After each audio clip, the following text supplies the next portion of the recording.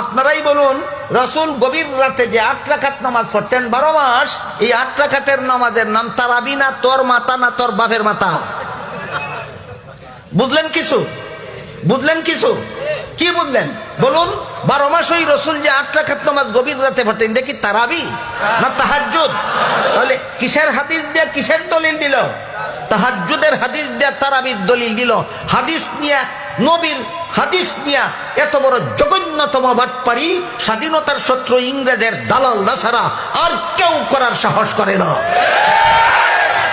তারাবির নামাজ 20 রাকাত, এই ব্যাপারে 20 রাকাত নয় 8 রাকাত বলে মন্তব্য করে কারা? স্বাধীনতার শত্রু যারা, মুক্তিযুদ্ধের শত্রু যারা, বাংলাদেশের শত্রু যারা। এই শত্রুদের আসল নাম লামাযহাবী, এই শত্রুদের ছদ্মনাম, একটা ছদ্মনাম আহলে হাদিস, এই শত্রুদের আরেকটা ছদ্মনাম সালাফি। যতদিন পর্যন্ত আমার উল্লেখিত হাদিস কোরআনের জবাব দিতে না পারবা, ততদিন পর্যন্ত এই মুসলমানের সমাজে তারাবির রাকাত সংখ্যা নিয়ে চাপাবাজি করবা না।